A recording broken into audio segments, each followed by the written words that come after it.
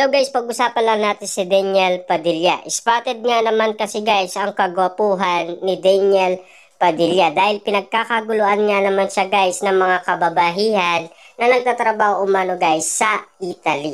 Alam naman natin guys kapag nakita at napansin nila si Daniel Padilla, lalo-lalo na guys ang ginagamit niyang pabango ay talagang amoy ng mga kababaihan. Lalo-lalo na guys, yun ang gusto ng mga kababaihan kay Daniel Padilla. Kitang-kita nyo naman guys, no? Kahit saan pumunta si Daniel Padilla, malamang pagkakaguluhan niya. Dahil alam naman natin guys, artista yan, di ba?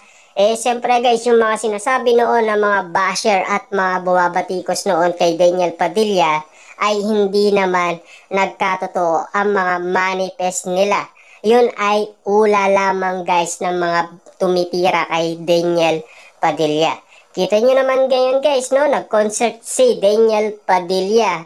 Pero, super dami guys ng mga manunood. Diba? Kitang-kita nyo naman guys, alam naman natin.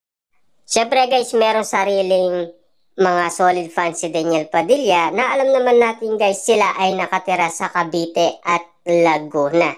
Kitang-kita nyo naman guys sa mga solid fans ni Daniel Padilla. Hanggang ngayon guys, nananatili pa rin solid sila kay Daniel Padilla kahit na ano pa man ang nangyari. At least guys, hanggang ngayon guys, patuloy pa rin sinusuportahan si Daniel Padilla. Kahit na marami man ang nangyari, at least natapos na rin ang lahat. Kita nyo naman, masaya si Catherine Bernardo at masaya din si Daniel.